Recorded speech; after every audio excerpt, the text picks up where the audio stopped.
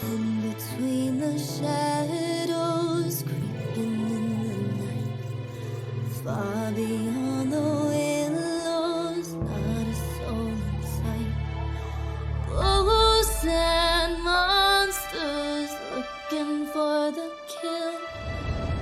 Nobody can save you, we do it just for thrills. Welcome to the very first episode of Just for Thrills, a podcast for all things thrilling. Jason, you have anything to say? I got nothing to say. Good night. What's going on, everybody? What are we here to talk about? Disgusting things. Cool. Let us introduce ourselves before we get into it. My name is Jason Avalos. I was born in a teepee off of the Appalachian Mountains. Now I just want to see my white partner, see what she says on that. I'm Jason. I am a comedian. I'm a writer. I do a bunch of horse shit. Producer, filmmaker, and sometimes I dabble in the mystical things. I don't know if my partner here knew that, but I do dabble in some tarot reading, shamanism. I like the magical worlds, which is probably why I like horror so much. I did know about the tarot, and isn't there like a little thing in your intro about you've done like 50? We have to give ourselves, like the respect, the reputation build up. Isn't there like I've been involved in over 50 movies. Yeah. It's my hype man. Yeah.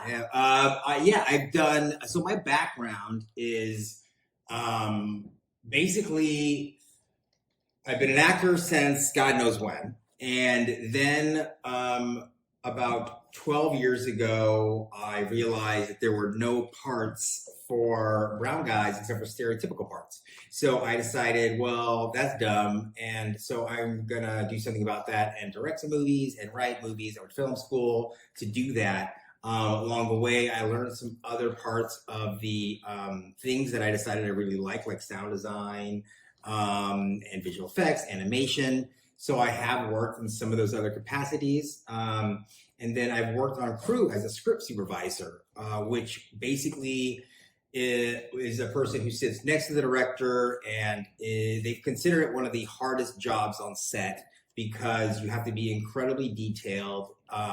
When there's little continuity mistakes, I'm the person who has to find it and make sure everything matches, and that way people cannot point out where the soda can was on the left side or that kind of stuff. So one thing, so it's really cool listening to you talk, and I'm gonna do my intro too. But for people listening, because this is our very first intro to the podcast, like the pre-episode to the episodes, what's really cool, I think, for listeners who decide to join our journey is that we are from two totally different but related aspects of the storytelling spectrum, because you are 100% film. You're an actor, director, producing. You were mentioning some other gigs that are all part of that. So you're the film side. And then I come from, I have a lawyer background as well, which I'll talk about, but I come from the literary side. So I'm a young adult author. And so I'm kind of all over the publishing. So if we had a singer, I feel like we kind of have all of it in the storytelling spectrum. But I think it's cool for people, tuning in or whatever, to see that we kind of have you covered from all aspects of storytelling, from the writer to the filmmaker. So I'll just do my really quick 30-second introduction for people joining us. My name is Liani and Jason. I am a veteran, over 10 years trial attorney, specializing in intellectual property and complex commercial litigation. I recently made the switch about 3 to 4 years ago. I am now a full-time young adult author. I also am a producer, screenwriter, and a content creator. I have a pretty robust Instagram account at my pen name. Not pet name. I almost said pet name. It's not a pet name. It's a pen name. Pet name. At my pen name, Rektok Ross. That's REKTOKROSS. And my debut young adult survival thriller Ski Weekend just came out in October. So I think with those intros behind us. Well, hold on. Let me reverse the tape. Yeah, go ahead. I got to do a 30-second version. Yeah. I thought we were riffing. We were going to go off the handle. And then you pulled me way the fuck back. So we're going to do it again. Or at least I'm going to do mine. And I'll make it a little more succinct. And then we can go deep dive a little later. Okay. So to trail back, I am an actor. Which is my primary job. And then through that, I have picked up the camera, picked up the pen, and become a writer and filmmaker. I've worked on over 50, 60 feature films, pilots, commercials, from Hallmark movies to horror zombie films to, dramas, and worked with a lot of great A-list talent. And so my background is basically going to come from that and trying to unpack horror and thrillers from the side of the filmmaker. And then my partner here is going to take it from the literary sense. That sounds good. All right, so let's talk a little bit about the podcast for people. This is their first exposure to Just for Thrills. So I think maybe, just a little bit about why we decided to start the podcast could be helpful. We're both Jason and I both wrote up a list, an outline for our intro, and we have it on one iPad. So we're sharing it under the screen. So if you see us, if you're watching the video and not just listening to the audio, you can see us fighting under the table for who gets to hold the iPad with the outline. But okay, so why did we decide on a horror podcast? I think one thing that's really cool for people, listeners who are to get to know us. So we actually met, this is kind of crazy. We met at Sundance at the film festival. So we were both there for, different things. Again, I was there for literary and Instagram influencer stuff. I was interviewing a couple of book to TV adaptations. And Jason, you were there on the film side, right? Yeah, I was there to support some other friends and filmmakers, and I had just basically went to one of the music lounges, and we were at a bar at noon. Yeah. To mingle, though. I was not drinking. You were probably drinking. No, I wasn't. No, I had just finished up. No, I wasn't. I had just finished up a really cool women's panel. Although I forget, it was a really big female filmmaker, and I can't remember who it is now. Ladies, I know it was a good panel, though. Come get her. And I left, and I went to go mingle, and it was like a s'mores. Oh yeah, we were doing a s'mores campfire, which and coffee, is pretty great. A kind of a nice, cute little way to meet people, Yeah. So we met at Sundance, and through that we've kind of become friends. Both of us interested in storytelling, and we were kind of exploring what would be fun, what could we do together. We knew we both wanted to branch out and do more than just our respective professions, me being the author and him being the filmmaker. And we realized we both really love horror. And it's funny because we are completely different people in so many ways, but we found a unifying thing about horror that we both really related to and really loved. And I think one of the things we talked about, we were well, maybe we should do horror to introduce people to it who don't already know about it. And we really wanted to make it accessible. I think that's the thing that we really bonded over, is that, people from all different walks of life, all different, backgrounds, socioeconomic, religion, genders, culturally, everything. There's something just so universal about horror. It's the stakes are so high in it. It's always, life and death. It really makes you examine your values in life. And I think that's something we both loved about it. And we both also had situations where people didn't understand, why do we like horror so much? They didn't get it. They think it's just this weird, small genre thing that belongs in some closet somewhere. And we were no, we want to share with others our love for horror and really expose people who might not think they enjoy it, that you probably don't know, but there's you're a lot watching horror all the time, folks. I mean, people watch, and we're when we say horror, I think what we're kind of talking about is, like one of your favorites is like I Know What You Did Last Summer. Yeah. Where depending on who you're talking to, will say that's super camp, it's super lighthearted, it's or a super comedy fun. even. Some people think it's like a funny. I mean, I just made my roommate the other day watch Leprechaun for the first time for St. Patty's Day, and she is not a horror person at all, and it just totally like that made her day, and that totally is probably the reason. I love to get people excited and find ways that whets their appetite, and I think that's always fun for me. And we also talked about like how much we love elevated horror and that we feel like it doesn't get its due, and that's something else we would love to expose people to. So like Michael Flanagan is someone that we both talked about. We really respect his work, and a lot of people I think Haunting of Hill House, Midnight Mass, a lot of people just think, horror, I'm not going to watch it. I'm not into it. I'm scared of it or whatever. And they're missing out on just like some fantastic, really intelligent filmmaking that's going on just because they have in their head this crazy idea of what they think horror is. I mean, Get Out is another wonderful example of just incredibly intelligent horror that's, happening right now. So I think we really bonded over it. We think it's like an incredible genre, and we think it's really misunderstood. And so we wanted to try and appeal to the common man who doesn't know. The common man, the everyday man or woman or other and theys. And we want you to say, hey, maybe I do like horror. Maybe I'm a freak.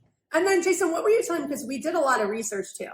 So we're both like kind of type A research people. And we looked, right, to see what was out there. What did you tell me earlier about the podcast that you were seeing and why? It was interesting because and I have done a few podcasts on other friends' podcasts and what have you, and I'm always looking for new ones myself. So I really wanted to see what was out there, and there is some great stuff out there, but a lot of the true crime and horror stuff that you see out there is not it's very like fan oriented, and it's very like kind of like super fans, and that's super awesome. And or they give reviews, and we'll probably do some of that in our own way, but I think what makes us interesting is we're always trying to unpack the story, why it should resonate to a wider audience. Yes. Also, like for me, I'm also interested in like the business of horror, like marketing horror, like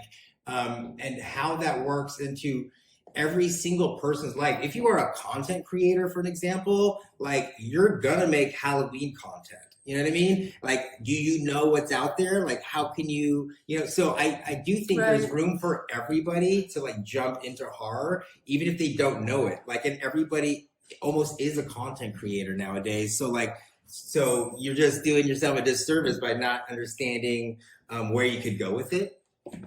I love that. I totally agree. And like, we are super fans, so I feel like we really identify with the podcast out there. But big dorks. I agree. Like, you have to know so much to kind of get into that, and it's like not a gateway. Like, we want to be the gateway drug. We're the gateways. We're your gateway drug. The gateway drug to horror. So I think that was kind of like.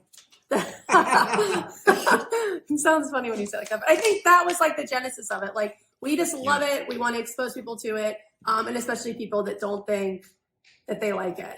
And you do. You just don't know. You don't know. You just don't know. I mean, if you like Stranger Things, you're Silence of the Lambs, Seven, Zodiac. If you read any true crime, like American Predator, we just read that in my book club. Like, dude, that's horror. That's as horror. If you're a housewife who's sipping wine, watching ID channel, true crime, you like horror. Yeah, you like horror. You like horror. You just don't know it.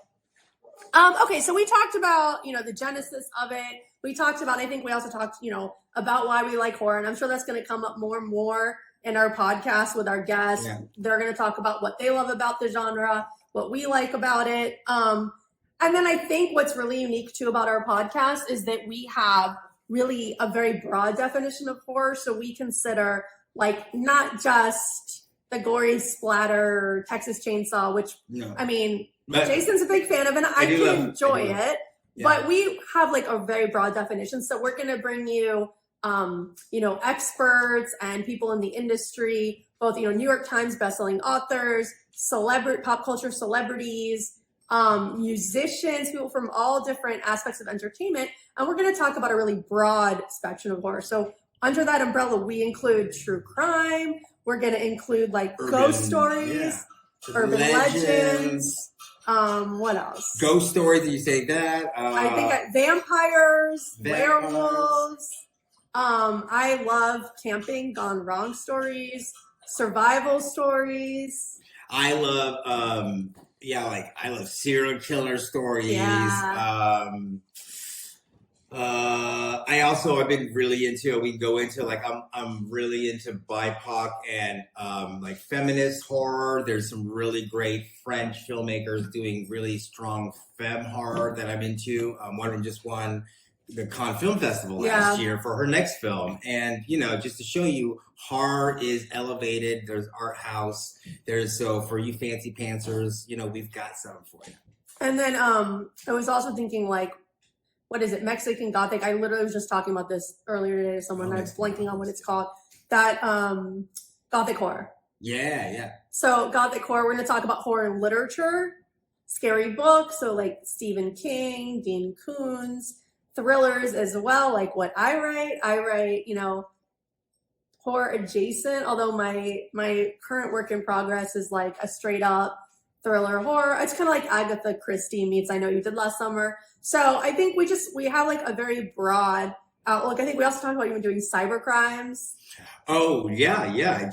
Side note, I just started getting into cyber crimes because I'm writing on a podcast that is primarily cyber crimes, and I know nothing of that, and I'm finding that really crazy. Like it's a whole other subset of not horror, but there are some horrific, weird stories people out there on the internet and doing freaky shit. Yeah, very frightening. The dark web. There's like a lot of crazy stuff, and cyber wars. I mean, there's a lot. So I think the cool thing about this is we are gonna expose you to horror. If you think you don't like it or you don't know about it, if you already love it, you're gonna love what we talk about. And then I think we're gonna take a really broad outlook on it. So we say this, there's really something for everyone in our podcast. So I think that's what we are super excited about. And we're really excited to bring some of our creative storytelling friends into the podcast to introduce their works to you. Definitely. So our author friends out there who are doing some really cool stuff, other directors, other producers, we're going to get some musicians. Yes, pop culture figures and rock stars and horror go together like peanut butter and jelly. They absolutely do. So we're gonna get some of them to come in and talk to us about what makes them freak out and get freaky and write their music. So I think some of that's gonna be really fun to unpack what these people go through when they're making their art. So that's what you have to look forward to. I think one other thing we're really passionate about is making recommendations. So if you, are looking to kind of get to know some new horror, some new thrillers that you haven't been exposed to, I think we both get really excited about that, and we definitely want to make that a part of the podcast. So I think you'll want to join us just for that alone. I think every episode we're really planning to talk about what we're currently reading, watching on TV, movies. So we're super into Rex. I think in that line, I'd love to know, Jason, what was your first, because we're saying we're the gateway horror drug, what was your first kind of gateway or exposure to horror? Well, I think that is where we are very, very similar, really. I mean, I do, I was trying to remember the other day, bear with me, folks. The movie that made me want to be a filmmaker, which is one of those pivotal things, was The Fly. Oh. The Fly was everything. It had horror, it had sci-fi, it dealt with tech, it had effects, it had brilliant acting, and it's a love really story. Strong. So it's funny. I don't think I've ever seen the whole thing, but I obviously know what it's about because it's super famous. I think it's also really well known thematically to be a really intelligent story. Yeah, I think, and I didn't know that horror could be intelligent, and I like to think I'm pretty smart, so I was like, oh, this is cool. You can have that, and you think of horror, I guess you maybe think of dumb stuff. I think that other people, general audiences, can't think that way, and I'm like, no, it's really higher level thought process that goes into that stuff. And then, but I think Nightmare on Elm Street is really the papa. He was my Superman, and it's terrible to say in this day and age, but he was like Superman to me. Freddy Krueger was my man. Me and my best friend. We loved the shit out of Freddy and had every single Freddy thing there was: a mask, the claws, the hats, the sweaters. I mean, so sad, so sad. And on that sadness, what about you? No, that's so funny. I don't think we actually talked about that. I mean, I know that you know that I'm like a huge Nose fan, but I don't think we talked about that was actually my first horror movie. And I was really young. I think I was, well, I don't want to give away, well, whatever. Who cares about my age? So I'm old. So I was like 5 when it came out or something. 2 years old. Yes. I wasn't born. I saw it on the remakes or whatever. No, my brother, I have an older brother, and I remember he was like too scared to watch it alone. So our parents were out of the house, and he made me watch, and I was like 5 or 6 years old. And I just remember Freddy Krueger literally has been a lifetime for me, boogeyman. I'm still terrified of him. I still like sleep with the lights on if I'm home alone or whatever. And my brother was not helpful. He used to terrorize me too about Freddy Krueger. I think like I was really traumatized by it, but in some way it was such like a visceral, impactful experience in my childhood that ever since then, I've just really been into horror. And I don't know if it's like trying to like get charge of my fears or take control of my fears and kind of exert my own power of it, because I've always been so scared of Freddy or whatever. But it definitely for me was a gateway. I think I just kind of wanted to like test myself after that. Like, what can I watch and not have to run out of the room? And I think it just kind of grew from there. And I realized like, okay, I actually really love this. And I think for me, like Freddy was definitely the gateway that's like really started to get me into it. But I think for me, when I really realized how much I loved horror was I was in college and I took a film class, and I can't remember why this was the assignment, but it was like write a paper on a movie that really resonates with you and really unpack it and figure out like culturally what's going on in the movie. And really like, I don't know why I picked The Exorcist. I don't feel like the teacher assigned it. But again, with the Freddy thing, I think I've just always had this fascination with horror. I did it on The Exorcist, and that's when I first realized, I think at a young age, I was like 19 or 20, just how intelligent horror is and how like ingrained in our culture, in our fears, horror really is and how it helps unpack things. And so like some of the things I realized when I started digging into that, we read, I don't know if you ever read it, we read, it's like Women, Chainsaws, and I forget, it's like the seminal piece about Final Girls by Carol. I'm blanking on her last name. I know what you're talking about though, but yeah, okay. It's like the seminal thing. So like I read that as part of the research. It's an amazing, amazing story or whatever.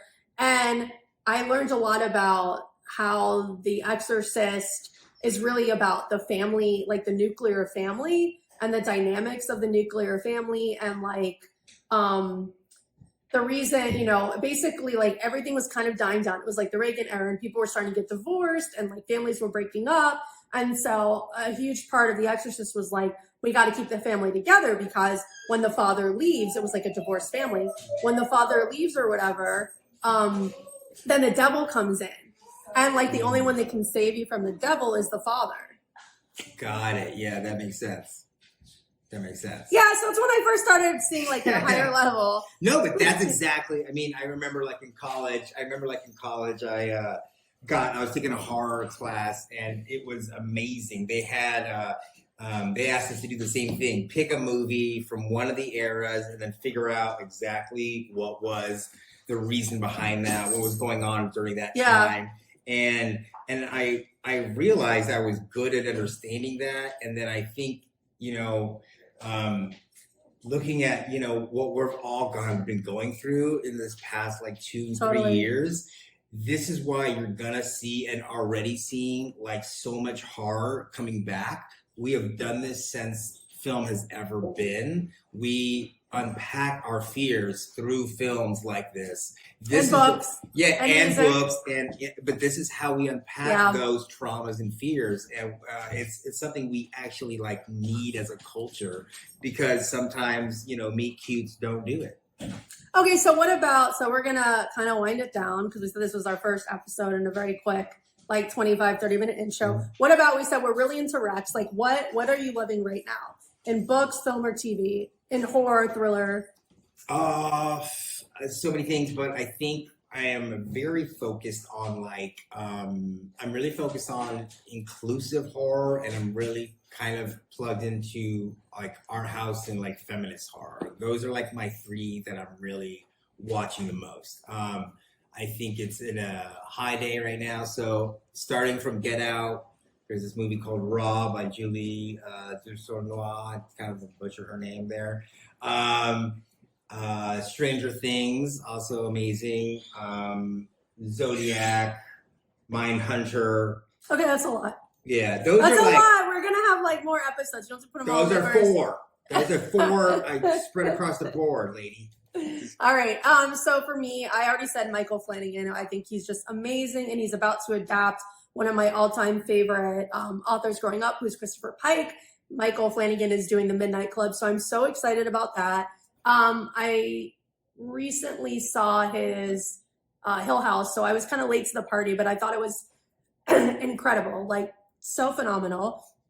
As far as books, I think I really did enjoy Mexican Gothic. I read that maybe a couple months ago. I think that was kind of like a really enjoyable Gothic horror that I've read recently. I'm trying to think if there's anything kind of on the immediate radar.